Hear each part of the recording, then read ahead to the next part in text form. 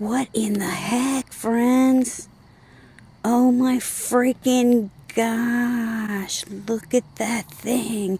It's like a Christmas tree in the sky. Friends, I am just going to let that record for a minute. I have got to try again to go wake Paula up. This is just too unbelievable. That is not behind anything. There is not a cloud in the sky. It is what it is. I can't help whatever it is that I filmed, friends. I just can't help whatever this is.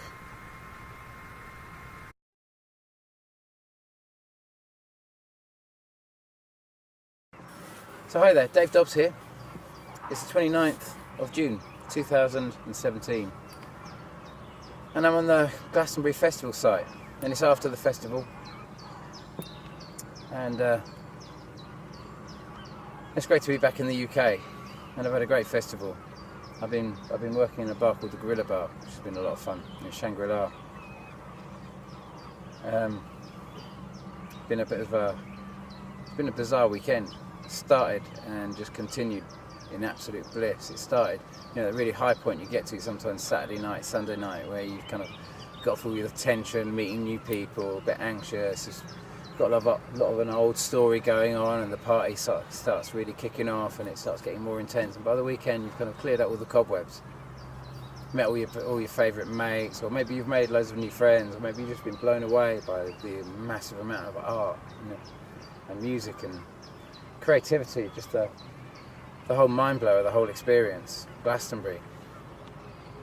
And then of course, Shangri-La this year, the theme was climate change, which is very interesting because many of you know kind of my views on climate change. It's not that I'm against it, I just think there's something much bigger going on than just climate change. And I think we're not seeing that bigger thing, or we're starting to see it perhaps. And I just thought this was such a fitting place to start this video, because I'm going to give you the dates that you're looking for. I want to do that now, and I don't know what's going to happen exactly at those dates. I can just tell you more or less what's going on, with the whole kind of Nemesis system, Nibiru, and the specific dates I think are going to be most important. And as you know, I've been giving you the information so you can calculate those dates, but I've not really wanted to give you those specific dates, not until I got Glastonbury out of the way, until I come back to England, and sort of like, because, obviously you can work it out. I've made it very easy so you can work it out, but I didn't really want to put a specific date on that, because it is heavy and it is scary. But you've also got to remember that we've come through, what have I got down here? I've got 1, 2, 3, 4, 5, 6, 7, 8, 9, 10, 11, 12. We've had at least 12 flybys, 5 of which I've predicted now. The last 5 which I've predicted, exactly when, maybe I've been 4 days out at the most. But we've got past all of those flybys so far pretty much unscathed. I know that, when we went over the earthquake on the 22nd of November last year, 2016, that was right where we were expecting Nemesis to be. We knew we were going to have a massive bump, just like the massive bump when the system first came in. Do you remember the big earthquake I think it was on the 27th of February 2010? It was listed as an 8.8, one of the largest earthquakes ever recorded that didn't occur with a volcano, but it was basically the largest single earthquake ever recorded, until obviously that was in Chile in like I say 2010, February the 27th, and then we come 1 year and 12 days later, and we have Fukushima on the 11th of March 2011, which was originally listed as a 9.6, but then it seemed to be downgraded as a 9. I remember Nexus Magazine listed it as, I'm sure Nexus Magazine with their big conspiracy stories, the magazine that's banned in America, I think they listed it as originally as a 9.6 with no pre-tremor. So there was no feasible way to understand how the largest earthquake occurred without any pre-tremor. That was what was so unusual, and that's why a lot of people think it was a conspiracy theory. And I personally think it was a bit of a conspiracy theory, that they knew it was going to happen, but they didn't warn Japan. And this is why I put this message out, because you had that first bump point on the exit point on the 22nd of November 2016, last year. You know it, you had it, we experienced it. And so we know 1 year and around about 12 days later, which I suppose will be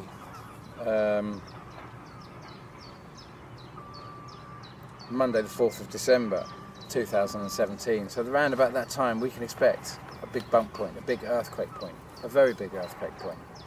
But we have to remember that even though, you know, New Zealand was massively affected on the 22nd of November 2016, we also have to remember that a big line of that coastline literally rose up about 2 meters. And so when we consider that, and that's why I've got the Mendips behind me really in this shot really, because we can see in the last time we had big geological changes, the land that rose and the land that fell away, fell down, the land that is buoyant on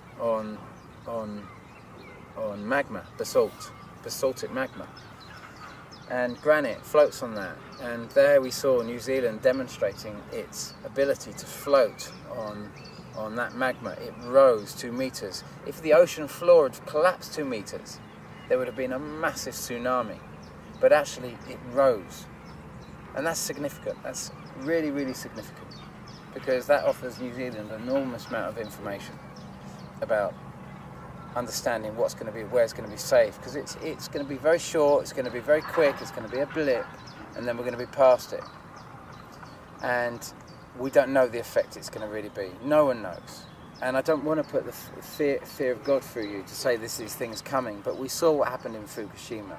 We know that we've charted every part of this movement, and so if we're not prepared on any level, and we know what's going to happen, and we know that the nuclear reactors could spill open during this time, and if we could enact some forms of precaution, would that be negative? Would that be trying to fearmonger? If we could see something big was going to happen and we could do preventative exercises to limit damage limitation, that's what I'm talking about. Limit the damage, limit the cost to human life, limit the cost to everything that we can in this, to try and go through this as smoothly as possible. And obviously where this is going to end kind of with Jeremy Corbyn and what you've just achieved, what the country has just achieved with this massive turnaround. But before we do that, we need to go through all the sightings that we've had so far. And so you know how I made my predictions, you know, because they weren't predictions, they were just counting the days, you know, that's all I've been doing, and I've been trying to show you that. So we started off, you know, the sightings that I originally had, that I pieced together, that took me about 6 months to a year to uncover, and I had to uncover them through this process of being a kind of detective work. I had to find them slowly but surely. I had to find the patterns. When I started finding the patterns, you know, I started finding, that's how the periodic table, that's how elements were discovered on the periodic table. They weren't all just discovered. They were mathematically mathematically calculated because of the atomic density of specific atoms, you know, specific elements they'd found, and they started calculating the reactions and the atomic density, and they started working out where different things would be kind of in balance, and that's a place where they could hold together, you know, and be stable, and through this process, that's how they discovered many of the other elements. They were discovered mathematically, and I discovered these dates mathematically by working out the patterns, and then I started researching and finding the specific dates. And the first one I found, 5th of August 2011, which is this shot.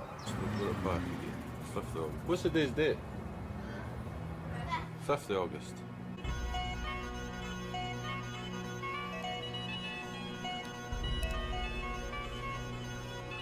Same thing, 2 tails. And then it was the 2nd of February 2012, which was this shot.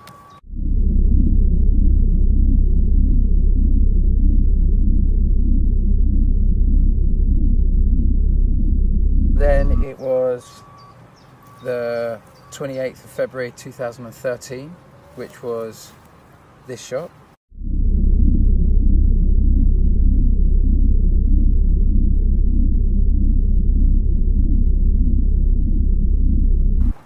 And then of course it was the 14th of October 2013, which was the most amazing shot where it appeared like it appeared on the 21st of January 2017. Now that 14th of October 2013 shot, this incredible shot, it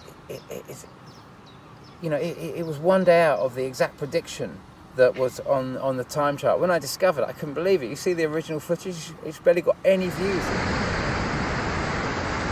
It's silent. Fairly bright. At first I thought it was the moon. Size-wise, maybe the size of maybe quarter moon.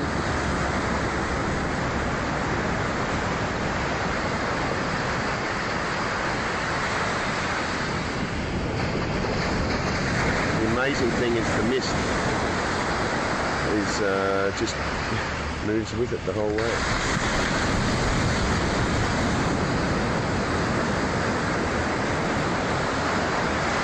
The ocean below.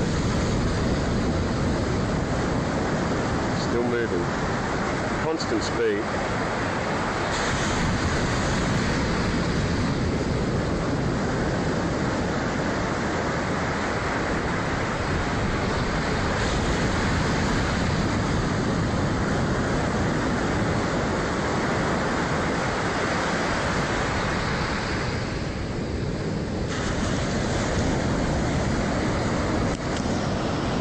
It's disappeared now.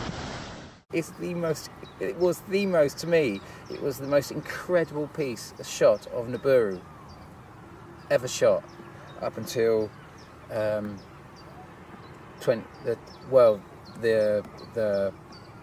Matt Rogers shot on the 15th of August 2016 last year. And what was the other incredible one? Well, the 21st of January 2017. And now, of course, I'd predicted that massive one. But let's keep going. So 14th of October 2013, then we had the 23rd of November 2014, and that was quite an amazing shot.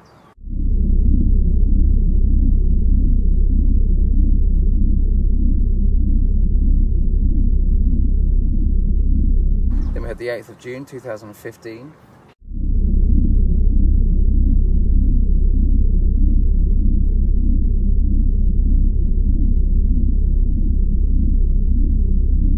Then I predicted, because of all of those, and I'd found those dates, and I'd started working out there was a kind of 198-day, 200-day cycle. I started piecing together, I started piecing together in various animation packages just to try and work out the maths of this cycle and how it all fitted together and find a way to fit it all together. Of course, we just didn't know. We would know this roughly by the size of it on... you remember I predicted on the 22nd of December 2015 that it would fly by and it would be big, there'd be floods, there'd be all sorts of things going with it. And of course it really did flood in England. We had sinkholes open up, we had the most incredible storms we'd ever seen, some of the biggest storms we'd ever seen. It was beginning to reach the crescendo, and of course it's all starting now, as you can imagine. We're going to get to that. So I said on the 22nd, and then we had on the 20th of December 2015.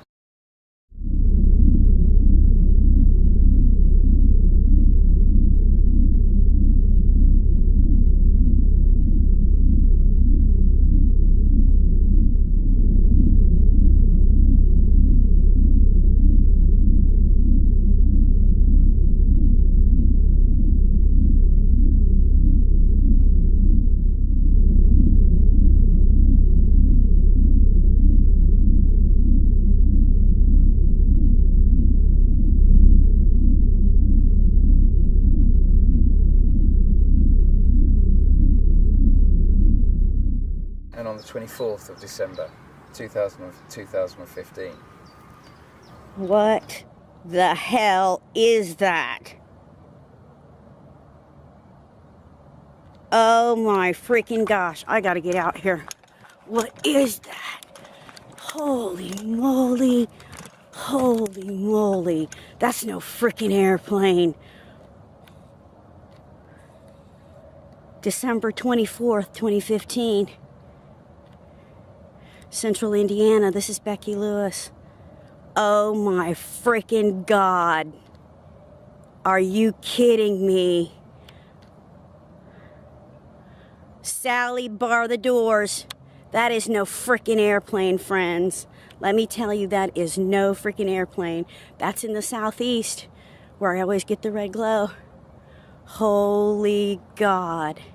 Shit, I can't even hold it still. Please, excuse my language. Oh my gosh. I am just tripping out. What the frick? Oh my freaking gosh. Friends, it is going to go behind that stuff and I won't be able to see it anymore. Oh my gosh. And then, of course, I've made a video saying, okay, if this thing is really exiting the sun as I'm predicting it is, at some point or other, we're going to see a 100-day point. Because the point that is being closest to the sun, as this thing is going over the top of the sun, the point of the Nibiru cycle that has been closest to the sun, as the Nemesis system has been going over the sun.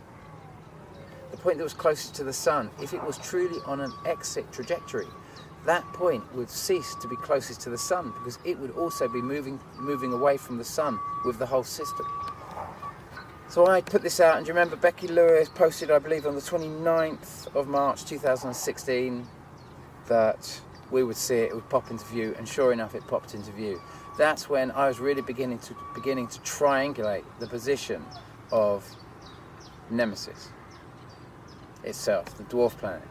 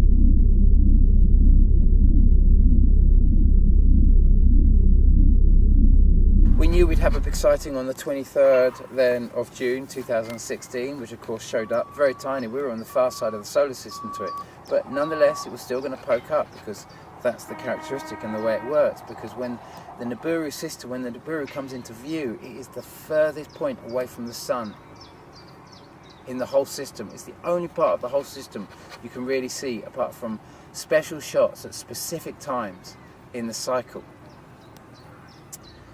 So then we come to my next big prediction. I said, well, when we pass on my timeline that of literally counting the days, the next big timeline was obviously the 25th of January 2017, and obviously I have to keep using this data and this timeline because it's so essential, because there's new people coming to this all the time and they need to fully understand how this has been calculated. And so obviously it flew by on the 21st, the day after the inauguration of Trump, and we saw, the Mexicans saw it as the fist of God. They didn't see it as Nibiru, but nonetheless it was exactly as we saw it coming in on the 14th of October 2013. Same form, came in exactly in, and then it flew by. And of course we were right next to it then, but still the whole orbital of the Nibiru system was still very much between us, between Earth and the sun. Even though it's dropping, the whole system is dropping below the ecliptic of our solar system. The last part of it to drop through is that top orbital pathway of Nibiru, the furthest orbiting planet of the Nemesis system. The last bit to plunge through the ecliptic. And this is what we're coming to now. And so let's turn this over now and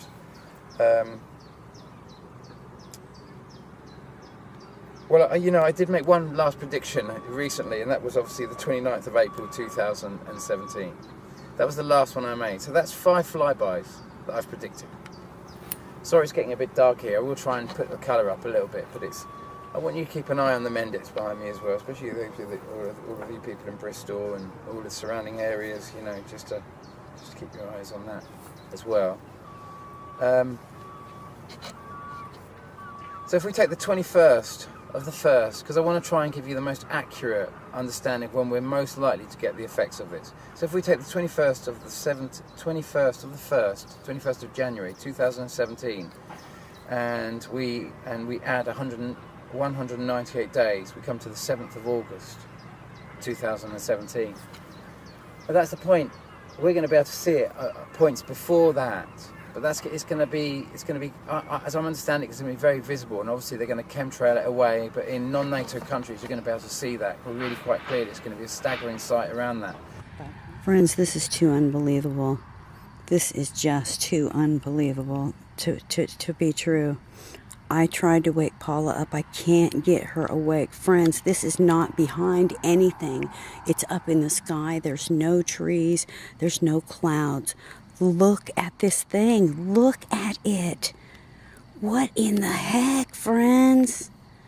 Oh my freaking gosh. Look at that thing. It's like a Christmas tree in the sky. Friends, I am just going to let that record for a minute. I have got to try again to go wake Paula up. This is just too unbelievable. Look at that thing. I want to zoom in.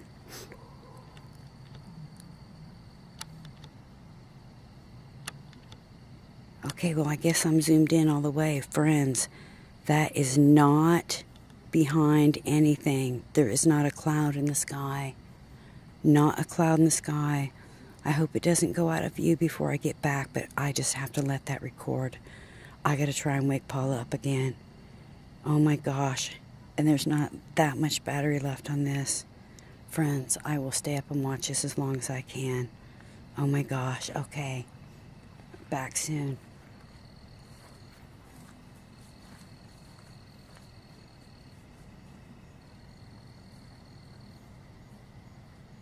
I don't know what to say about it. I really don't. I mean, it is what it is. I can't help whatever it is that I filmed, friends. I just can't help whatever this is.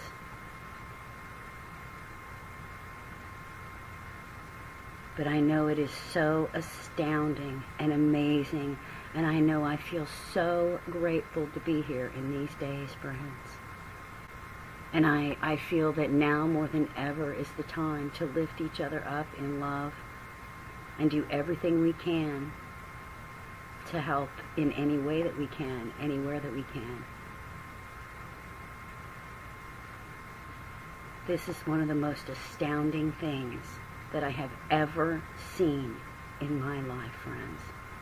And I just can't help but feel so grateful to be here. And then it's in a night sky at that point, but it's illuminated, and it's going to start heading in towards Earth. But as I'm seeing it,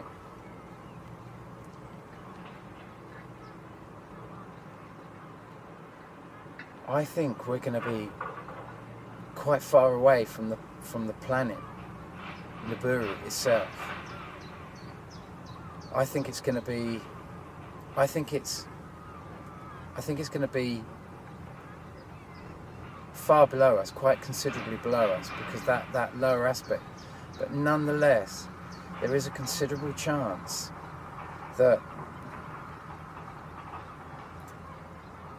if we go 7th of August, let's do this in a different way. So we take the 21st of the 1st, 2017. We add 198 days. We have the 7th of August. That's when we know this thing is going to come into. That's when it's most likely going to come into view next. When we're going to start seeing things. But if we add another 198 days to that, we get to the 21st of the 2nd, 2018. Now that's when it's going to be in view in the same sort of fashion, but much bigger, when it's past us. So if we go from the 21st of the 2nd, 2018, and we minus 50 days, that's going to equivalent to a quarter cycle of the Nibiru orbit around Nemesis. A quarter cycle. And we see it right when it's furthest away from our perspective to the sun in its cycle around Nemesis. And I know that's a bit awkward to understand, but that's where we see it. But where we see it doesn't mean it's where it most affects us. Where it's most likely to affect us is if we have to then take 50 days from the 21st of the 2nd, 2018, which brings us to the 2nd of January 2018. If we're going to get an eclipse from this, and a really close flyby that could geologically affect this Earth, then that date is around about the 2nd of January. But it's moving very fast. What the vision I had that made me uncover this whole thing in the whole place, where it said, this is what the fuss is all about, and it showed it to me. It came towards Earth, it eclipsed the sun as it came in. I didn't know how long it was for, but in my dream I was very scared because there was no sun, and I didn't know why there was no sun. But when I was shown what it was, and it said, this is what all the fuss is all about, it came towards the Earth. I know this was just a dream, and I realised it might not be anything, but it's always kept a kind of a feeling of grace in my heart, because as it gets closer and closer to the Earth has this huge, great kind of crescent of light appear on the left-hand side as I was looking at it. And then this crest of light just moved across and consumed the whole Earth in light. And the Earth moved kind of left. And Nibiru just carried on and went straight past it. Which means that though we go straight through the line of this, if you like, its orbital line, and we go straight across it, we're at the least place, we're right at the other end. You know, it's literally, we actually just move out of the way of it before it passes. That's what I saw in my crazy dream that made me discover this whole thing. Whether it's all like that, whether this thing is moving like that, whether it flies so close, I don't know, but it didn't hit. And there was no debris that I could see. You know, I know it sounds crazy to recite from a dream, but when I started discovering this thing and flying by, you know, I started panicking, and I kept having to coming back to that. And where I said, it misses, doesn't it? And the answer I got was literally, yes, it misses. Word for word this is, yes, it misses. It is deemed you are not a planet of war, but you are a planet subverted with war, and that will now change. And I felt enormous. But okay, so if we go back if we take from this, so we know that if we are going to get anything, the only possible time that we could have that eclipse, and then this thing is gone, is on the 2nd of January 2018. Round about that date. It could be a week either side, but you know, the most I've ever been out is 4 days out. Normally the most is 2 days out. And then even then there was two sightings 2 days either side of that sighting. So which 2 days? You could say I was bang in the middle of it. You could say I was bang on, couldn't you really, if you're absolutely honest? You could say I was bang on the sort of like on the 25th. Okay, you saw it on the 21st, but come on guys. You know, there's not many people out there giving you flybys over and over and over and actually producing the evidence. And so we've got to take another 50 days off that 2nd of Jan to come back to the 24th of September 2017, which is, we're going to be equally close to the other side of it, but to me that's going to be below the ecliptic at that time. I'm praying that it's going to be below, but nonetheless we are going to be in the vicinity of a lot of the debris that's in the tail of this. We're going to be very close to a lot of debris, and you saw when it was coming in. Remember, what I'm saying, it's the first is going to begin its entrance on the 7th of August, 2017. And what you remember last year on the 15th of August, 2016, we had that Matt Rogers shot exactly where we were expecting to see it. And then we had all those kind of like shots from Jeff P where you saw it coming in the night sky, not coming from the sun, but the other way where it's coming in the night sky, and you kept seeing those 4 dark silhouetted tails of it. But Matt Rogers admittedly did catch the best shot on the 15th of August last year, and it was midnight, wasn't it? It was nearly midnight. It was 11 o'clock, 12 o'clock at night or something, and it was the most staggering sight, and you saw it as if it was coming towards the Earth. It wasn't actually, it was spinning off, but from that perspective it looked as if it was coming towards Earth, just like it looked on the 14th of October 2013. It looked as if it was coming towards Earth, and you could see the boulders silhouetted by the sunlight that was just below the horizon. Well, it wasn't just below, but the sun was obviously long since set. But that whole tail was catching the light, which was lighting up all that debris in its tail. And we're going to be close to that around about. I'm saying, on my date calendar, when I add those days and I take 50 days off, it's the 24th, but it's kind of, you could say it's more like 49 days. So it's 23rd, 24th, isn't it? 23rd, 24th of September, which is the most likeliest chance when this thing really comes in, and that's gonna, you can bury gold under the ground. When you go back and get it afterwards, it's going to be of value still, and it's going to be of value to all around the world, because we've always had gold as a primary value in this world. But when we have our fiat-based currencies, which are based on their speculative value, and everyone pulls their money into a safe haven at the same time, fiat-based currency is going to struggle in that, and so that's why there's so much attention to build all these new currency systems, because can fiat-based currencies weather this storm? And so we don't know what's going to happen on the 23rd of September 2017. When I think about it, I do tremble a little bit, and I realise it's a big thing, but unless we're willing to address these big problems, and you have to also understand there's a very big thing just happening before that, because obviously NASA is announcing that they're going to I'll just very briefly read you the story, if I can. I'll just read you the last line of the story and just give you a brief synopsis of what I'm kind of talking about here, because we have to understand how our governments are going to utilise and what they're going to try and do with this information if asteroids do come through our atmosphere. What are we going to expect? What we're going to expect is that our governments are going to try, and the media are going to try and turn this into an alien invasion. And dawn on Saturn, NASA releases stunning image of the planet illuminated by a sliver of sunlight. And it's the Cassini spacecraft, and if I come back to here on the last line, and this seems to be a quote in the Daily Mail, and it says, "In September, Cassini's mission will be brought to a dramatic conclusion as the spacecraft will be directed to dive into the giant, the ringed giant." And so we are going to be colliding a satellite into a planet that we know very little about, and that's going to be I believe that's going to be on the 17th of September.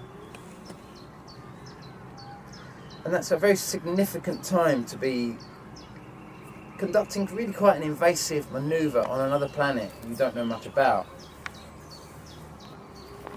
And that really needs to be considered, what the intentions of that is at this specific time. How they're going to play this. This is going to be a massive attempt to drive this whole plane into a massive, great, aggressive war, and we're not too sure who the enemy is going to be, and we don't know what's going to be the precursor, or where they're going to draw the kind of notion of where the enemy is coming from. But they're going to have a story for sure, and it's not going to be Nibiru's tale.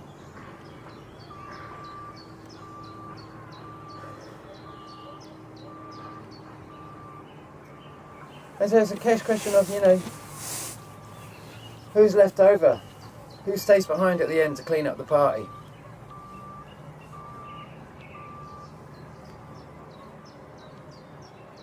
and who makes it through this, and how we make this through this, and whether it's a really easy passage or whether it's a very difficult passage. And I can promise you, this country has turned everything around with what happened in that election result. Children, for our children, for our fucking future worth having, not one decided by useless politicians.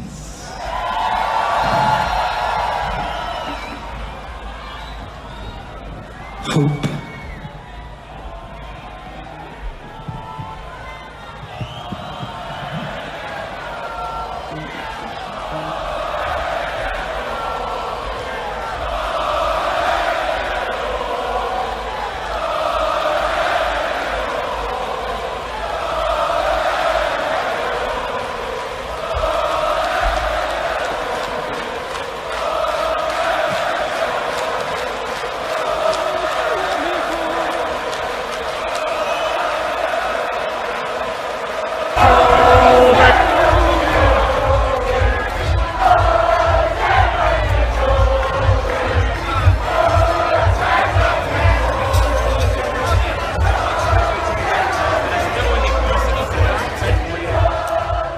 See you later, Teresa. Just shut the door on the way out.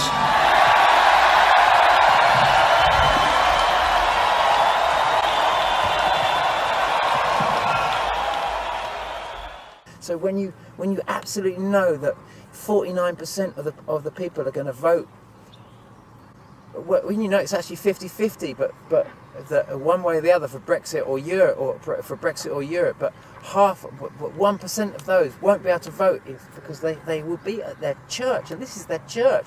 This is a place of pilgrimage. So you've literally eliminated a proportion of the British public's ability to vote by holding it on that day, because they cannot vote, because they're in ceremony. They are literally in ceremony. And that's why it's illegal. That's why that vote was illegal. And that's why I couldn't come to Glastonbury on that day, because I would have been part of a show which was being used to break the alliance. And you remember I told you about the dream I had, and where I was showing Britain as the Titanic. And it said Britain comes to a juncture. It said it stays in Europe and weathers the storm, or it cuts its anchors. But if it cuts its anchors, it will be heading west. And if it cuts its anchors and heads west, its fate is sealed. Because you haven't looked at your new dinner plate of what you're going to replace it. You're just going to kick. We're just being asked to kick our European dinner plates, and all those allies are away in disgust without putting anything else on the table and saying, well, how are we going to feed our kids? All those things that we died for our ancestors and died for in the Second World War, so that we might have these sovereign rights, and they may be more robust than we ever realised. You know, what they died for, to put in place. All that lobbying after the Second World War to bring about this unity. And I know bankers have subverted the whole European Union. I see what's happened with Greece. But much of this is driven by NATO, and much of this is driven by bankers. And we need to be targeting specifically what's bringing this whole system down and what's plaguing it, not just kicking the whole thing out. They call it throwing the baby out with the bathwater. We don't want to be doing that now. We want to be clever. We want to be clever here. I like Europe. That's why I had to go to France when I did this. And I tell you, as soon as that result came back, I came here. And you know, I've kind of built a life in France a little bit. And when I come back here, I feel that as well. You know, I want my country to survive this.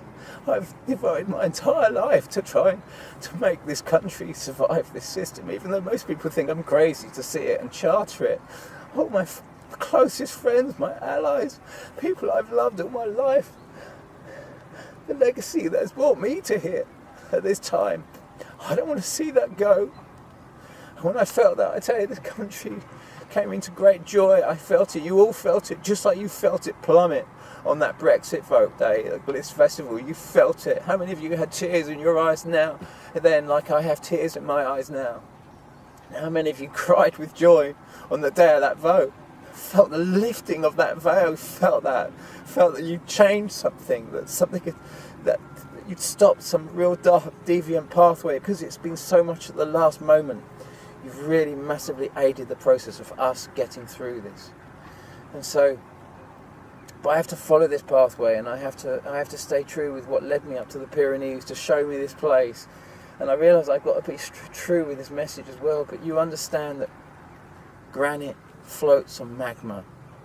You know, I told you it, and then you saw it. How I told you that would happen, and you saw it happen on the 22nd of November when that big earthquake happened. Guys, it's been a long message. I know, but it's probably going to be my only message in Britain. But I want you to know that I've come back here to try and put maximum effort into try and raise this vibration and do what I can all the way through this, you know. And you're going to have to engage in this if you want to get through this, because you're going to be challenged, and you're not going to believe it's real until around about the sort of like late September, 23rd, 24th, and when those things start coming through, many systems might start going down. And so I've tried to give you all the information of everything you need to know how to deal with that. I don't know much more than that. You know, I really don't. I'm told a very specific amounts of information that with the elements that I'm working with in the process that I do in my writing and in the process that I do to get the answers that I do. And I think that's probably as much as I could actually handle, knowing it myself, you know. So just know that you've changed so much in this country by the result in that last election, and the ball is so much in your court now, more in your court than you can ever realise. You know, you hold the vibration of this country, all of you, in your hands, and the future generations that can live on this in this country and indeed in this earth are there by the invitation that you afford them now, by the efforts that you make now to keep the vibration of this earth as high as possible, whilst they attempt to pull it down and turn this whole thing into an aggressive, invasive kind of world attempt just to bring the whole realm into a war for their specific agenda. And their agenda is a much more complicated thing that I can't really go into so much in this video. But if you watch my Mars videos, you know, about how the water from the Great Flood came from Mars, and you can understand what is attempted to achieve by driving this whole plane into war, because of all the souls that will be stranded on this earth if the platform on which the life exists is destroyed. If there's nowhere for those souls to incarnate, then you have a ghost realm. You create a hungry ghost realm, and that was what was created with Mars, and that's what the subversive forces are attempting to do with Earth, is turn it into a ghost realm. Raise the vibration, bring it up, keep the vibration high. Everything you can do. This is your greatest challenge. This is why you came to this Earth for this time. Good luck. And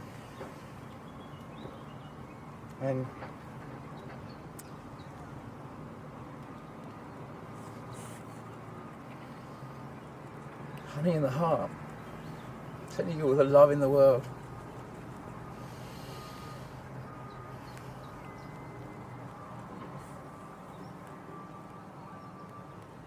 Good luck.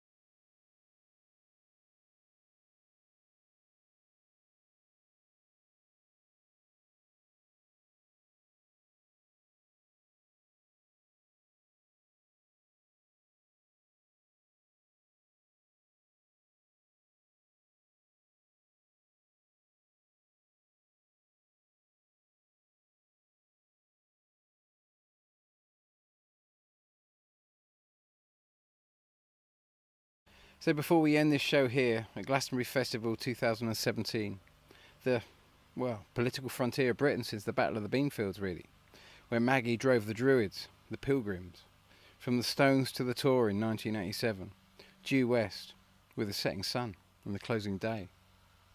Not always the way you want to be going. And I'm sitting here with tears in my eyes. I feel like I've kind of completed a mission. You know, I've done something, and I know it's, you know, I know I said I wouldn't put another flyby date on things, but here it is. I've done it. You know, and I go so grey every time I do it, so I've done it. My last flyby date, the 13th, I guess, 13th of 13. You know, it's the last one. Yeah, I mean, we've had some other complicated flybys coming in here and there, outside of the main events, especially in the last couple of years when we've been closest to the system. But we've seen that there are two at least objects, and a lot more, but two at least objects that we see occasionally, outside of the one object that comes very periodically. In that we've seen another object pop up from time and time again, well, 2 times. So we know there is another object out there that spins not at the same rate as Nibiru. I call it, ironically, Connie, that second one. And there's a reason for that. Because I guess if this is the 13th of 13 sightings of Nibiru coming in now, the brightest one, and 13 is kind of like, you know, it can be seen as kind of like, you know, it's kind of Crowley-esque, isn't it? And kind of like, and can be seen as a little bit kind of like, often 13 is seen as quite dark, but actually in cards it's the king, isn't it? 13th card is the king, and the 13 of 13 would be the king of kings. And I guess that's why my fascination with Bob, maybe why I started doing this whole video. Do you remember I started it with finding Bob? But, you know, I always kept it on a footing of satire when I started the Subgenius TV channel. And the irony is 13th of 13, and 13 looks kind of like a bee, doesn't it? And so 13 of 13, it's B of B. It's kind of Bob. It's, you know, I think I found Bob. You know, maybe that's made my fascination with the whole Bob Dobbs thing, because it's been part of my life since I first ran for government in 2001 with the Free Party, because of Jim Bob and his crazy kind of like Bob parties in Brighton, some of the many kind of crazy free parties. And it was that entire posse that were behind me that got me into Glastonbury, really, and started that, you know, when we did the big free party conference with Roy in what was the Las Vegas field, the Travellers field that was taken over by Debs and Phil, really. They began running that field thereafter with the designs of Kay Dunnings, you know, you know, she was the kind of the artistic director of the whole thing. That's who Debs got in. You know, it's been a team of travellers that have kept it going and brought wonder to it, and, you know, credit to them. And, you know, all those drinks that I gave away behind the Griller bar. I mean, that bar's never made any money in the years it's been running, and all, you know, you thank me, you know what I mean, but actually that's all Debs and Phil, and gratitude to them. You know, that bar's been the frontier for me. That bar's been the frontier of everything that I've kind of been doing. Certainly in the last kind of like certainly in the last 5 or 6 years, it's been a real central point to so much that we've been doing, and where we've all been able to come together and celebrate each year. And I'm sorry I couldn't be here last year. Like I say, it was just it was like a dagger through my heart, because I get to see, because of the messages I get, the choices that we're making. I get to feel those, and that's what motivates me to write what I write and do what I do. And well, I've told you the part I saw there, and maybe that's just for me, and maybe that's just my motivations. I don't know, but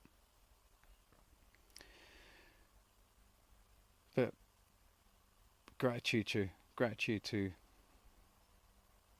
Phil and Debs for keeping that going and keeping that space and letting us keep involved there. And that, like I say, that bar's never made any money, you know, and that's just gratitude to them. And I'm sitting here feeling this whole thing that we come here to create, this feeling, And this is what it's all about. It's about a feeling. It's about a raising of the vibration. And that's what we're all working together there to achieve. To change the course of something from a very negative pathway into a very positive pathway. And I really feel as if that happened. And I'm kind of wondering where you are, especially my subscribers. You know, it's just, I wonder where you are now with all of this. You know, it's a big story, isn't it? You know, and you've got to kind of think, what do you want out of this, and what do you want to achieve in all of this, and what's your purpose in this?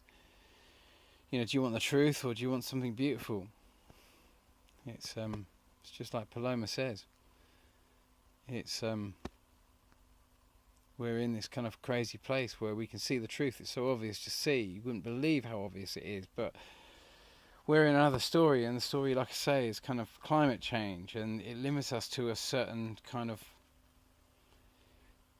certain type of thinking that doesn't take on the bigger part of the actions, some of the actions that we're going to need to take, like perhaps not having nuclear power stations running during the time of this passage. And climate change is actually has become, because of Lovelock, has become an advocate of nuclear power.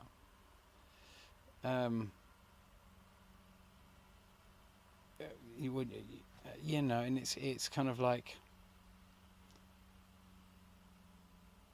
you kind of have to wonder, after seeing the earthquake, you know, on the 11th of March in 2011, where this all first really started. You know, you've got to really wonder, if climate change equals that, then is climate change really the best model that kind of describes it? Like I say, there's no model in climate change to describe or have any kind of like understanding of why the earthquakes are occurring underneath the Pacific. There's no fracking going on there, and they fit so perfectly in with all the movements of Nibiru, and yet there's no model in climate change to cover this, you know. And so what I'd like to do is, I'd like to turn this whole thing now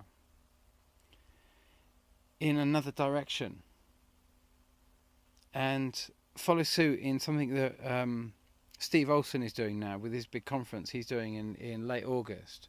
I think at the top of my head it's August the 26th, but I might have to change that. But I'm also going to do a conference on energy, as in clean energy, and sustainability up here in France, in the Pyrenees. And I'm going to organise it I'm going to put it out for the 11th of September. And there's multiple reasons why it's on the 11th. I'm choosing the 11th of September.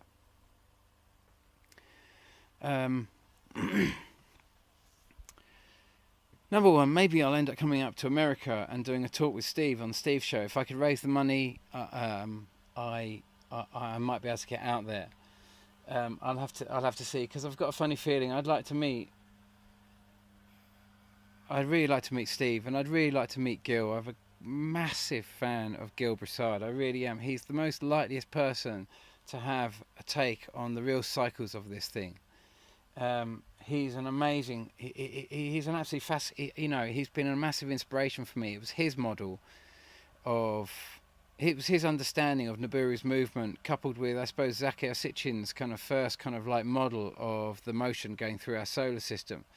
But where his model was very, very steep, where Zakir Sitchin's model of the motion as Nemesis came in under the ecliptic of our solar system, went over the sun, was had a very shallow entry. And I kind of went with this model at first, but then if you've seen my model I've used for the last kind of 3 years, or last 2.5 years, is the actual, that has been perpendicular. And that was for multiple reasons. I kept it like that and worked with that, was because, number one, when I did the model, it was pre 23rd of June, the day of the 2016, the day of the election in England, you know, the last Glastonbury, when they staged it at Glastonbury, and the solstice, obviously. I didn't know the exit strategy. We had the big kind of, when was it, in in October 2013. I think I'm going to say the 23rd of October because I get so confused with so many dates and so many sightings and so many different people and places and timelines. It's so difficult to. But I'm going to say October the 23rd, and I'll write the correction if I'm wrong underneath. But we were kind of trying to work out by the point of earthquakes, sightings, strange anomalies. Like in 2012, got a really kind of started getting a bigger idea of where Nemesis might be because we had two of the planets orbiting. Do you remember in February 2012? I think it was. We had two of the planets orbiting the Nemesis system for the first time, which was an anomaly on top of the anomaly that we were already getting, and then of course the day after, you had the massive meteorite shower. The massive meteorite hit Russia. I hit the atmosphere over Russia. And the fact that there were two of them and we had that simultaneously meant that we must have been quite close to it. And these kind of points, and like I say, the 2013 point in October started giving me an idea of which way it was going, which way the slant was. Whether it was Zakar Sitchin's full slant and it was really shallow, or whether it was much more perpendicular to the ecliptic, to the ecliptic of our solar system, straight up and over sort of thing. And it was Gil Broussard, when Gil Broussard said that it was likely that we would go through the tail. I didn't know where he'd got that information, whether it was because he'd spoken to someone who had a vision about it, or he had a feeling about it, or he really thought it out through.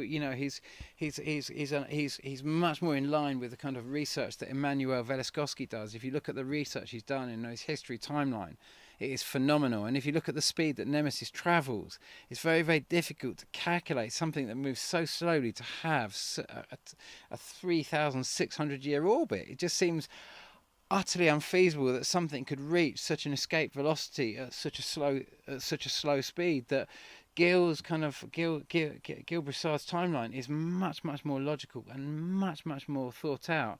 That doesn't mean that every 3,600 years it doesn't. All these planets in our solar system are so tiny that when something big's moving through like this, the chances of anything coming close to each other is really quite difficult, because our solar system, even with all in its condensed place in this big universe, is still such a massive amount of space that the chance of a collision is so remote as it is, that you can understand that when something passes through our solar system quite close to the sun quite regularly, the chance of a collision is minuscule. If you got it every 3,600 years, then that would seem a lot more feasible to me than to suggest that every time this comes through, there's a chance of a collision or a close flyby.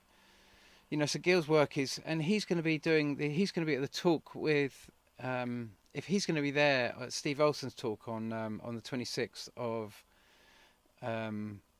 August. And honestly, he is a genuine hero. I couldn't have done the work that I've done without his work.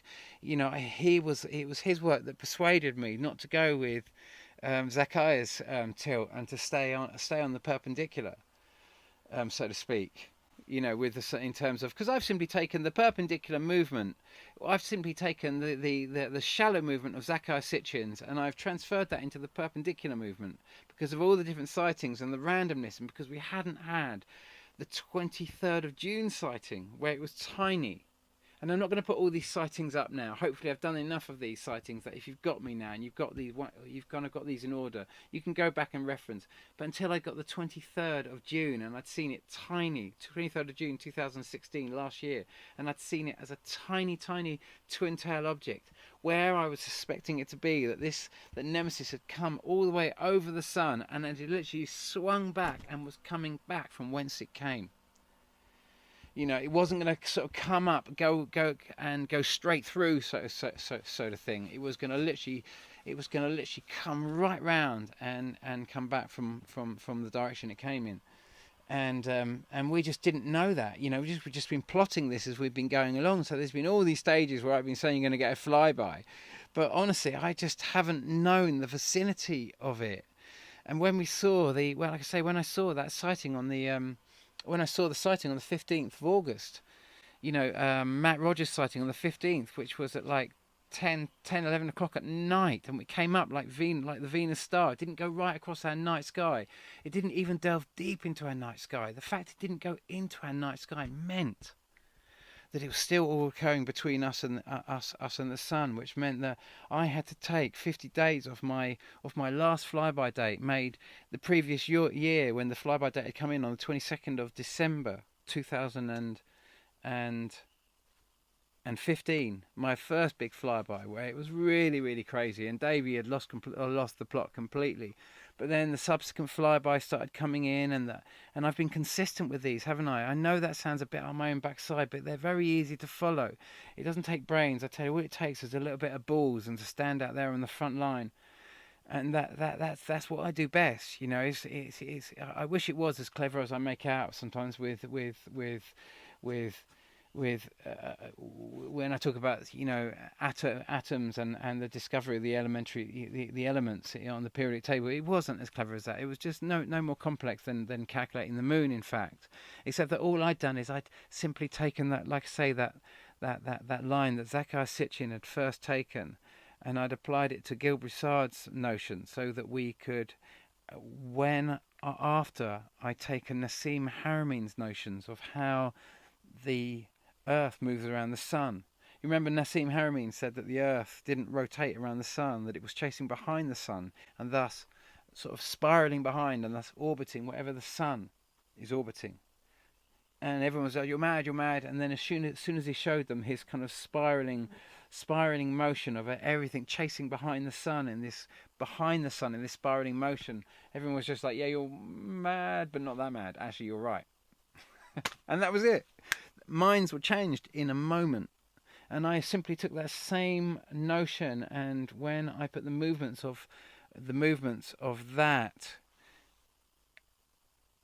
into the planets orbiting Nemesis, then added Gil Broussard's kind of model to that, the most sensible line to take was the perpendicular, because I wouldn't know which way it was going to go, and I wouldn't know how close or shallow it was going to fly to the perpendicular.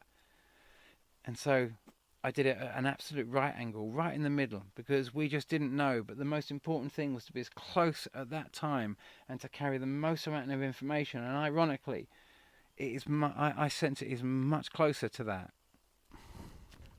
If you're in America, try and get involved in Steve Olson, in what he's doing in his show. Like I say, he's got Gil there. He's going to have an all-star cast there of people, and he's going to need support, and he really is, and he's trying to put it together. And anyone else, I no doubt he's going to have lists of people that are also going to be doing similar things, looking for granite-based kind of like places to go. But really, this is going to be a time of discussion. And like I say, throw money at Steve. Help him out. Help me out if you can, please. Throw money at me. I know that sounds, again, a bit up my own backside. But I'm not going to be able to do this bit without money. I can get the information out, and if that's all that's needed, then I guess I've done what I need to do there. But we're going to have to come together here, because a lot of you are going to be looking up to the skies around September, kind of peering to see boulders coming through our atmosphere, and that might not be where the boulders, as in the big masses punching through the kind of walls of our world. They're not going to be coming from there. They're not going to be coming from there around about the 23rd. Let me explain to you a little bit about how this cycle is probably going to work, because it's, realistically, unfortunately, it's not going to start. I'm calling this conference on the day of my brother's birthday, ironically, the 11th of September. Dear him, Ivan Masso. He's very, we've ever since that documentary. Do you remember my van caught fire when I made the first video, and up here in the Pyrenees, when I made the first prediction, and I brought the first series of flybys together, and since then we've found the full. We've had the full 12, and we kind of know we're going to get the 13th. Up until then. well, directly after that, Channel 4 got in contact with me and they wanted to do this program about kind of tracking what I was doing. And, I had to do it really. That was my home. The Hartford Dodger, that lovely old pink truck was my home. And, I have a caravan as well, to be honest with you, which I move into. But when I'm home from home, if you like, home from my mobile home. But, I've not been that much on a close footing with my brother since that program, because we ended up in kind of blows over that a little bit, and I've tried to sort of like mend that gap with my brother.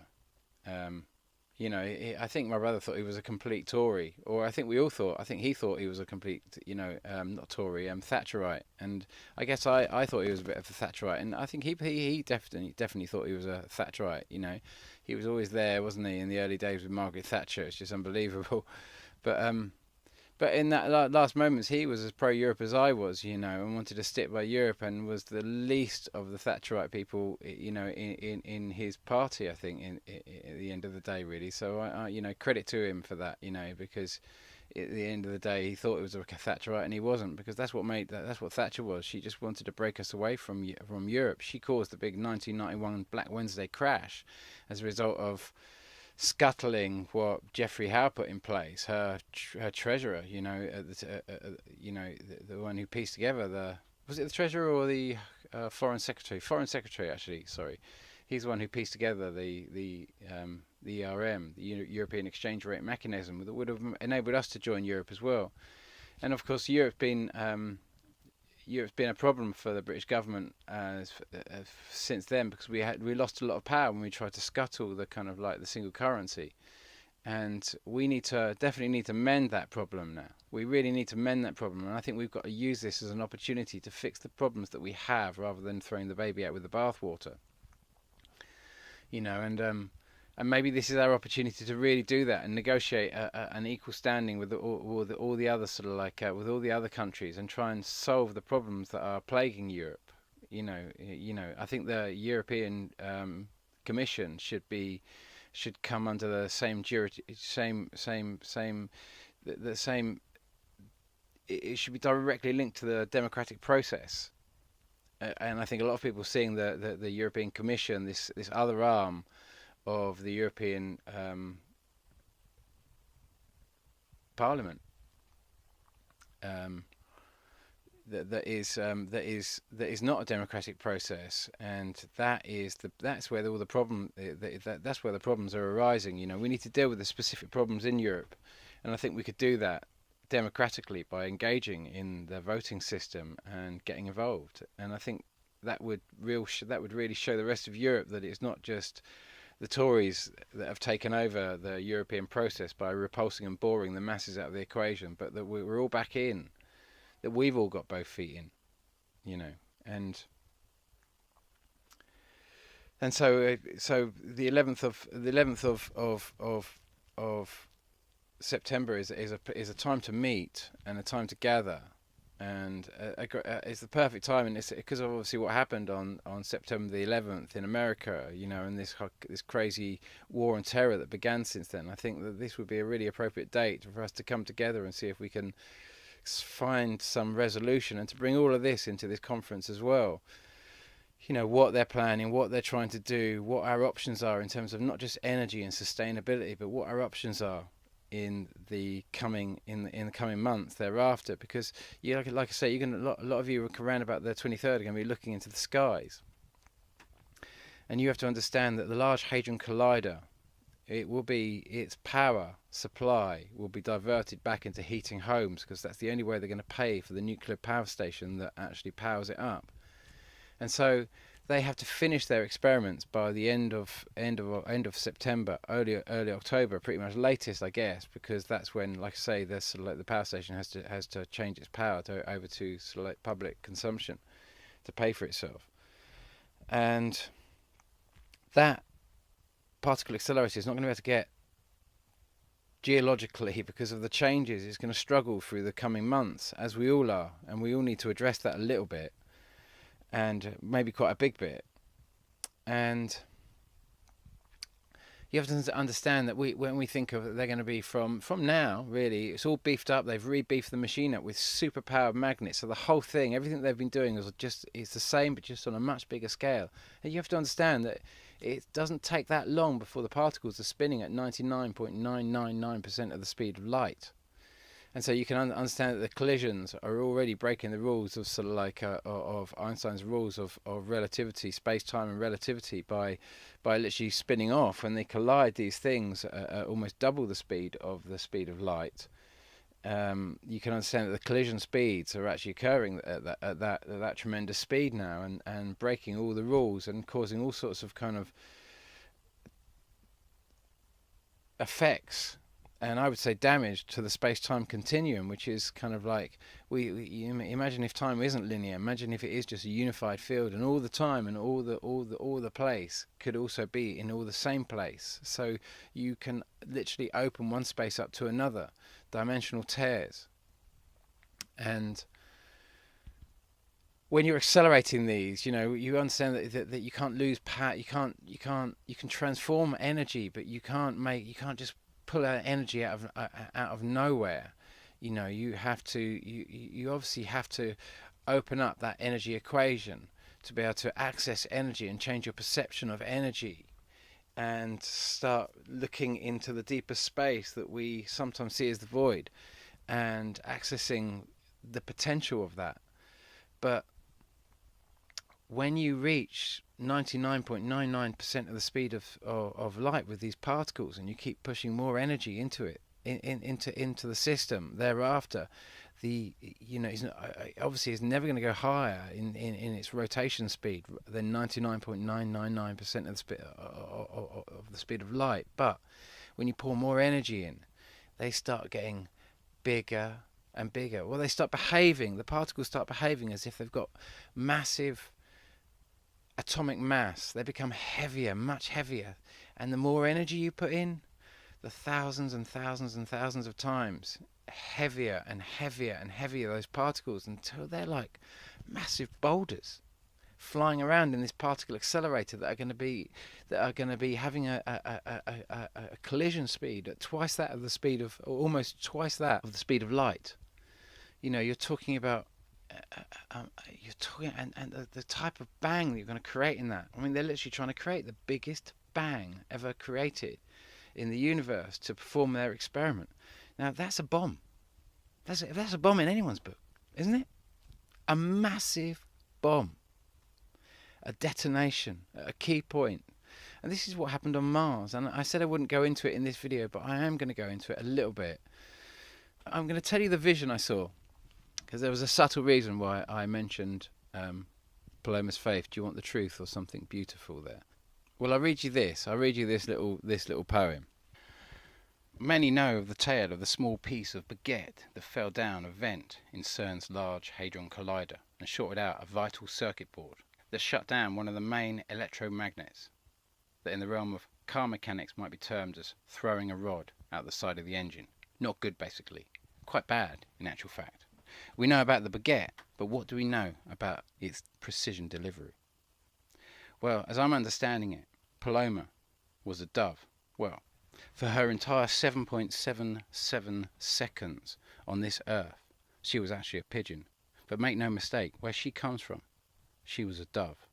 Her arrival on Earth was sparked by a predatory ambush of another pigeon on what could be described as a regular pigeon that just so happens to be carrying in her beak an also precious payload that to the unsuspecting and perhaps suspecting eye, she was nothing more than a damp piece of baguette. No sooner had the pigeon seen the oncoming attacker, Paloma had immediately stepped in and completely taken over. She took one mighty flap of those giant wings, vastly increasing her airspeed, then immediately rolled upside down on her back, closing her wings in tight to her most aerodynamic form, all whilst falling ever backwards. Paloma had initiated a high-speed vertical dive. The predatory pigeon, used to far more tactical manoeuvring, had set in rapid pursuit, following its quarry that moved like a trajectory ever downwards towards some odd-looking vent-like thing, protruding from some equally odd, unearthly structure. Faster and faster Paloma had sped, leaving almost no distance left to pull out of her vertical descent, with the other bird hard on her tail, ever and ever closing in. And then, what neither pigeon would have considered a rational manoeuvre, Paloma just released her quarry, that tiny piece of damp baguette that had been held so staunchly in her beak. The pursuing pigeon immediately followed the bounty ever downwards to what was fast approaching absolute terminal velocity, its beak nearly ready to close down, but it too, at the very last moment, had to break off its pursuit and watch its prize disappear down that vent. It might have returned to collect its bounty if it had not been so utterly terrified by the immediate violent crack that echoed up through the snow-capped mountain ranges towering above Geneva, and then equally mortified by the bright, blazing flash that followed directly after, the tiny piece of bread, damp from the saliva in the bird's mouth, as it disappeared down the vent, had landed directly on a tiny circuit board somewhere below that bridged two connections that caused a massive shortcut right at the worst possible time in a process neither pigeon understood.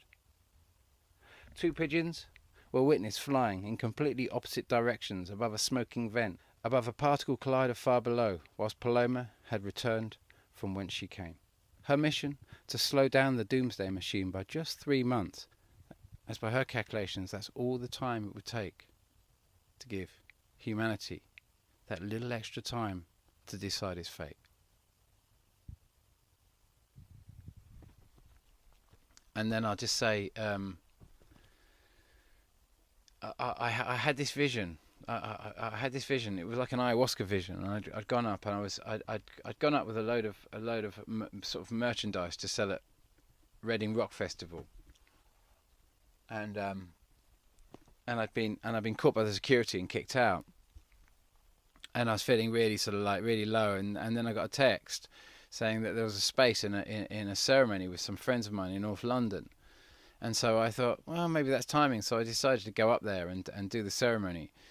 And they took us to a clearing out in the woods, and we sat on this on this log, and we were just looking up into the skies, and it was sunset. And the shaman did this most beautiful ceremony. It was one of the most beautiful ceremonies. And I went through this whole process, and I did get a crazy message. It said, "Here marks." I was shot out from where I was sitting out into space. It was very similar to my Nibiru vision actually, but I was shot out into space, and I could see the planet. And then the sun came over the top of the planet, and it was bright sunlight. And it said, "Here marks the end of an age. Here marks the beginning of an age. Great knowledge and great wisdom comes with great responsibility." So it was a very exciting time, and and then I saw all these scientists staring up at these clocks on this wall, and they were all like 1 second, like the big hand was the minute of the second hand. All the other hands were at 12 o'clock, and then the second hand, as in seconds,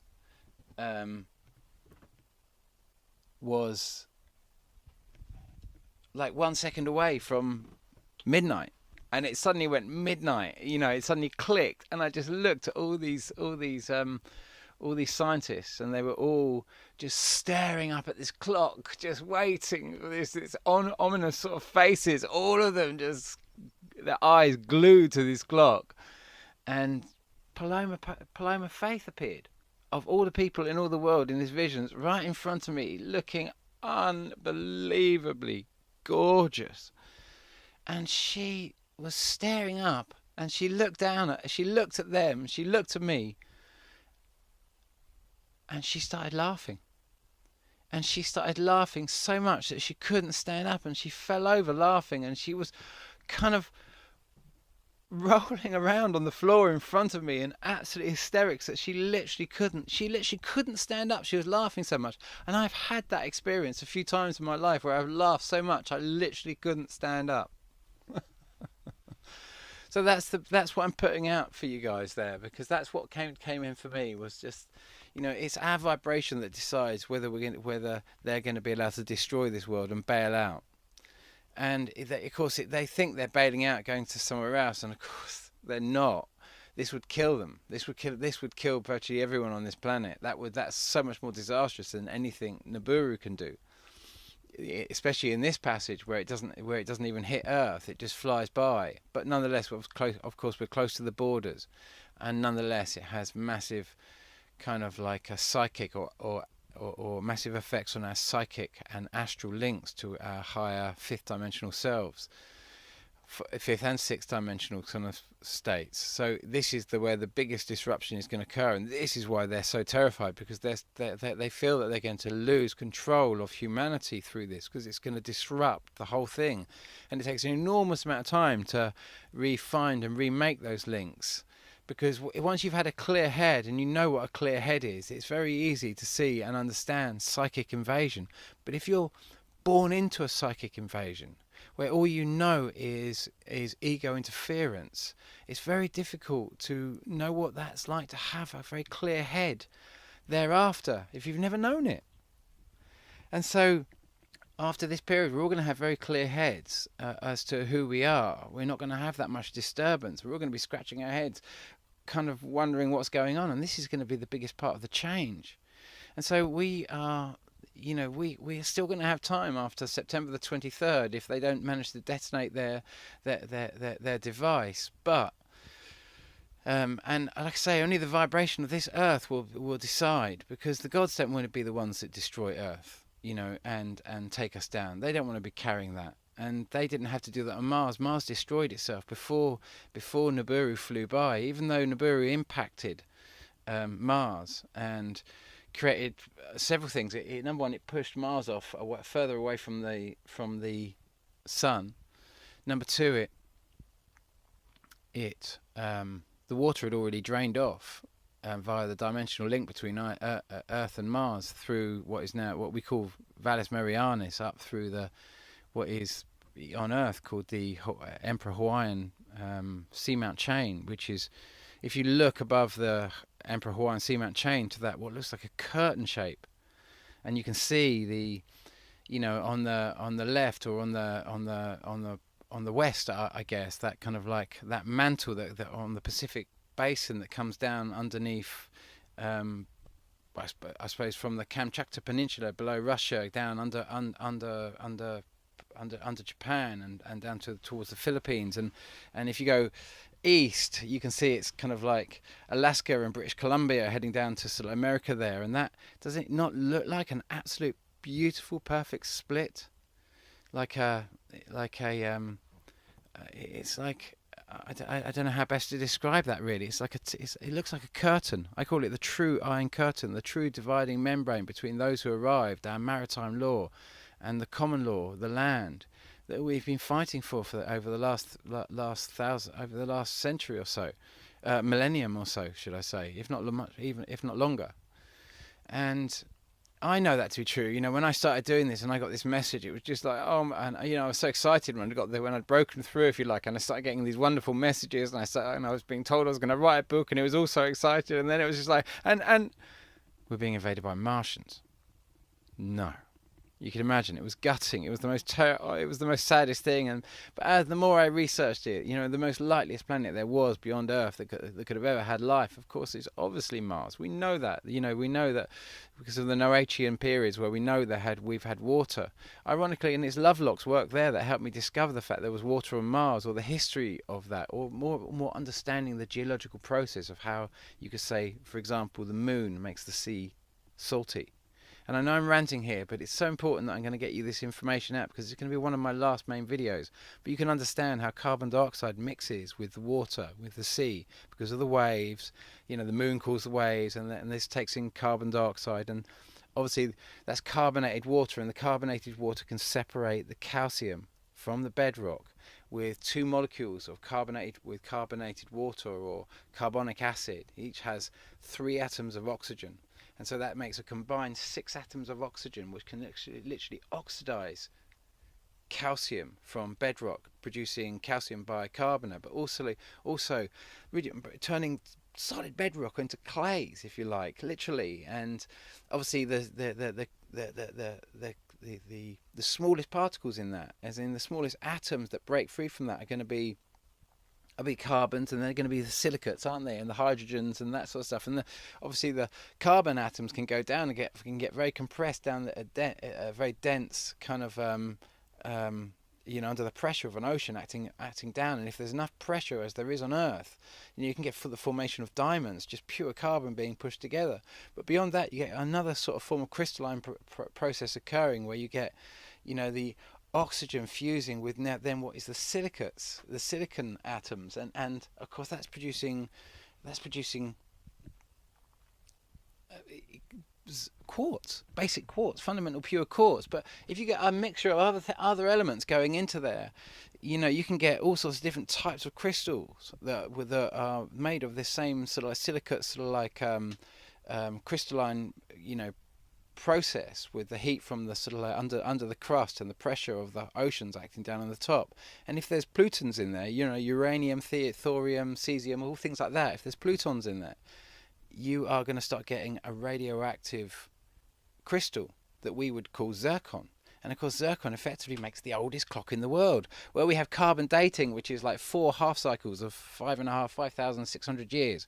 5,500, 5,600 years, you get about 25,000 year full kind of carbon cycle that we call a clock. Well, have you just noticed that Earth has just jumped from 65 million years to nearly 4.6 billion years without barely a mention? It's just like the arrival of the biggest fault line of Earth up until 2001, before the Emperor Hawaiian Seamount chain arrived on our planet. The Valles Marianas was the largest, most spectacular fault line in our solar system, and suddenly this new fault line arrives and barely anyone's even noticed. And then the age of Earth just happens to just jump forward to the age of Mars. That's like, it's going to take 60 million years just to fill the kind of like this new, I can't even begin to sort of put a number on how many sort of like 4 point whatever it is billion years we've now got to add to the sort of like to the 65 million years that we previously supposed the age of Earth. The whole thing, our whole storyline has just been ripped apart in front of us, and no one's, have you heard anyone shouting it out? The way they explain the sort of like the way the magma pours out of Hawaii. Now, Hawaii is the biggest mountain, the biggest obviously volcano, but the biggest mountain in the world. It's you could fit what would it, Everest into Hawaii hundreds of times, I think. It's massive. It's far bigger, but of course it goes deep under the oceans. And so why does they call the mantle plume theory an explanation to try and explain why the magma comes out of Hawaii thinner than anywhere else, why it's like water. And of course the real logic is because it's brand new. The crust is so thin there. This thing all occurred really quite relatively recently in terms of geological times. This is all very, very new. And then the magma split, causing the 2 largest earthquakes either side of it, one on the Kamchatka Peninsula in the northern hemisphere, the second largest volcano in the world, and then obviously Hawaii, the biggest. But the fact that this fault line also joins these 2 volcanoes, and then the kind of magma obviously split out from there after the water kind of exited via Mars, via a dimensional tear. It caused this massive split. Magma came out, it went in all directions, butted up, created what we call the Pacific Basin. You can see the wave of it, how it busted through here between the Antarctica and Antarctica and obviously South America here, and where the Sandwich Islands form here. The whole thing is really quite simple to see. The whole picture, even the sort of like, even the Nibiru's tail, full of sort of like the boulders and the red dust from when it impacted and did the damage to Mars. But like I say, it wasn't that destroyed life on Mars. It was the bailing out. And Nibiru's not going to hit Earth. It's not about that this time. Earth has had to learn a really valuable lesson. Humanity has had to learn a really valuable lesson. It has been, it has been forced into a state of non-stop perpetual war for thousands of years, just fighting each other, totally turned on our brethren all the time, forced against each other. We have had to learn the terrible woes of war, and that's why this is such a beautiful transition, because we're coming out of that now. And I don't know how the outcome is, but that those that arrived with the great flood from Mars will have to, they have decisions to make as well, whether they choose to oppose us or whether they choose to work with us and become brethren to us. You know, we need to work together now, and we're going to become, we're simply neck and neck. That's what's happened. Humanity is neck and neck now, and in various ways, because we were more advanced in our connection with the gods, I'm understanding, previously, but we weren't so scientifically advanced as we are today. So we had a different type of science, if you like, before they arrived, and so now we have another type of science, much more akin to the science that perhaps our gods have used, but nonetheless we were already tapped into a very, very super science before they arrived. But now our science is a much more, you know, it covers a broader area, but nonetheless we're going to want to go back to that old science that we also had before. We're going to want the whole spectrum of the majestic science available to us, and that is all opening up for us now. And we've got to trust in that, and we've got to go with that. But we're going to need to come together and deal with this issue, and there's not many people who are going to see it coming in. There's not many people who are going to understand what's going on. And so if you're getting this message now, and if you're hearing me now, it's because you're meant to be hearing it now. And you're going to be making a decision, and the future of this world is going to sit on the decisions that you make, because picture yourself and all that can occur in a whole new world beginning, say from now.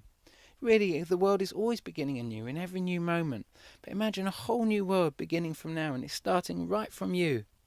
And it's a little line, and it's one single line going off, and it might multiply into many things and become many new things. But it comes down to a decision in an individual right now, and that individual, believe it or not, is you. And it's really his human choice that drives this, whether you can rise to this challenge and do something. And I've tried to show you in my life, you know, through my life, I've been, you know, my guide comes to me when it shows me as actually, ironically, as a daffodil. I know that sounds a bit bony, doesn't it? But as a daffodil, and the daffodil it has a beautiful view of a wonderful world. You know, it doesn't need to go anywhere or do anything. It's very whole and complete in itself. And it loves radiant sunshine. It loves being around radiant sunshine. But if when it's growing, you can tarmac a road, and it will push through a tarmac by constantly pushing. And I felt as if I've had this energy working through me, where I've had very little power in this realm, as in money. But you know, like, I've always constantly been out there, always doing it, always pushing it, always doing the best I can with the very least amount. I've tried to be a lean, mean, sort of like machine, doing what I've had to do, but I've not needed money. That's kind of why I fell out with my brother when he said he'd give me 100 grand. He has helped me out. My brother really has helped me out, but it wasn't to the tune of anything like that, you know.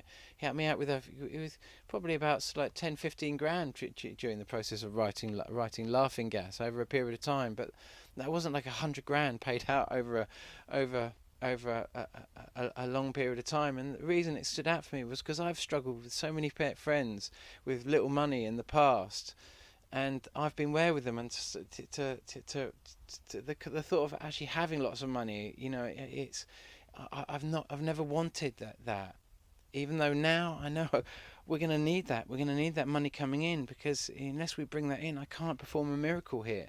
That's just not going to come for you. You have to be your miracle, because if you're too cool for this, I get that, you know, I get that. You must think, I don't want to talk about something like this, you know, I'm damaging climate change if I start talking about this, or it's not very cool and people are going to laugh at me. Get over it. Get over it. You know, I have to get over that.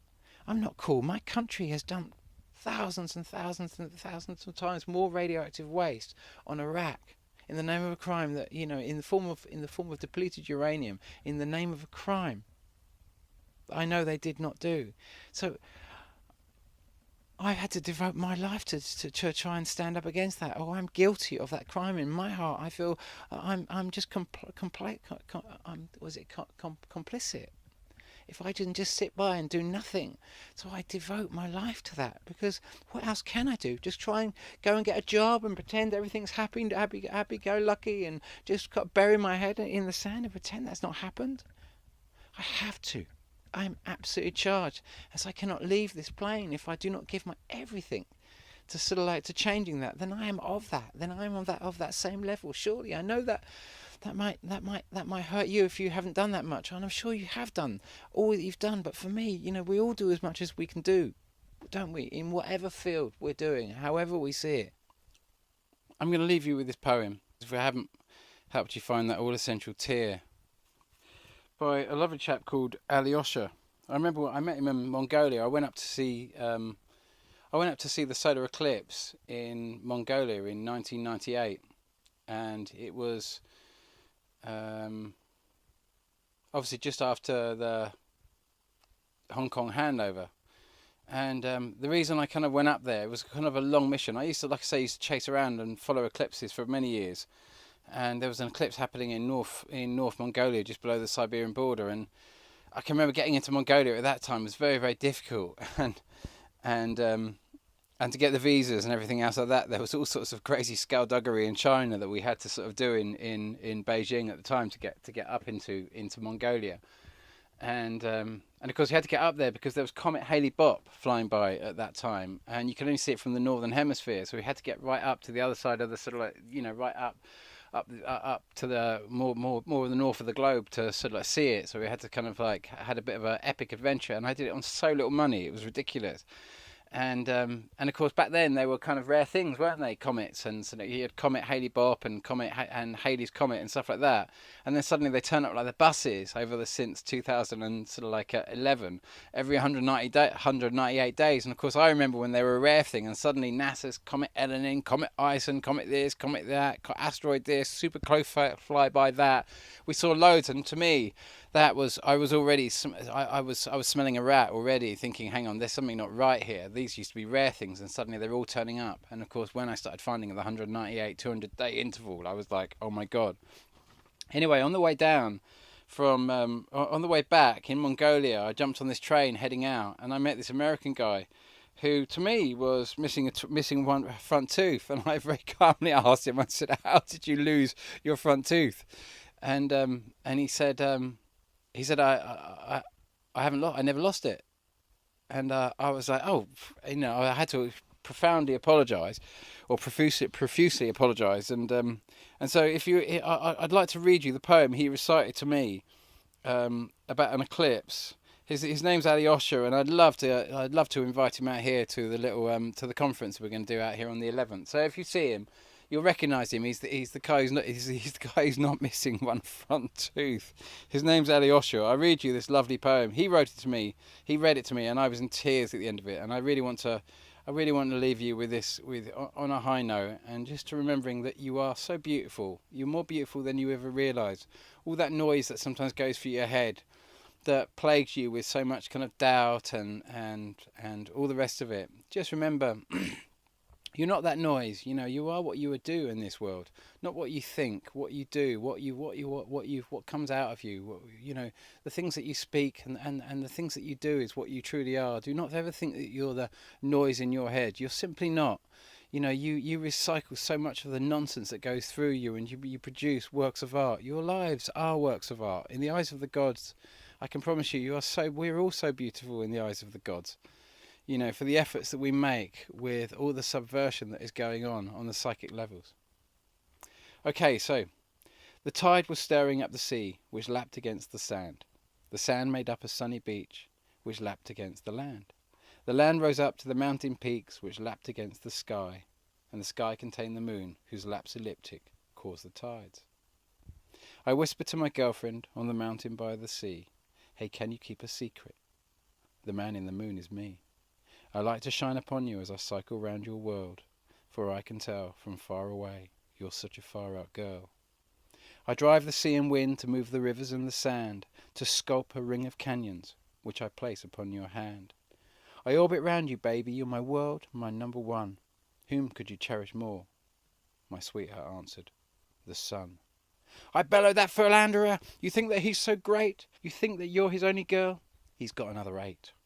Oh baby, I'm so faithful, please consent to be my wife. For what can I provide that he cannot? She answered, life. He offers food and light to the plants for which I'm bound. He gives me thermal power, heating up my fertile ground, enabling my children to proliferate and spread. I love you, you big lunatic, but without him, I'm dead. The answer left me speechless, mad with envy and chagrin. I spend my life orbiting her, and she's in love with him. I said I'll win you over, yes I must, without a doubt. I'll show you who has power. I will block your boyfriend out. Her voice was full of fear. Oh no, don't make him go away. My children need him to survive. They need the light of day. Oh please don't do what you propose, I heard her stricken cry. I need the sun, for as I said, without him I will die. I felt a pang of pity, but it quickly turned to glee. If I can pull this off, I thought, she'll be impressed with me. Then she'll know who holds the reins of power up above. And then with me it's plain to see, she'll madly fall in love. I sat right down to work upon my plans to rule the sky. I worked out the equations of the paths that we 3 fly. I figured out a way to shift the track of my ellipse and put my scheme in action, and I created an eclipse. I marvelled at the beauty of the shadow on the land. I revelled in the glory that I had done what I had planned. And turning to my sweetheart, sure that now she'd think me great, I saw her staring full of awe, but also full of hate. I realised at once that this was not the way to win her love, so I moved, restoring full the day. She smiled and it warmed me as the sun was warming her, and I knew that I was wrong to try and keep light from the earth. Now this happened centuries ago, and every year since then, for just a couple of minutes, I've blocked the sun again. A short reminder for the earth for whom my love still burns, to show her that I accept it's around the sun she turns. The tide, it still stirs up the sea which laps against the sand, and the sand still makes a sunny beach which laps against the land.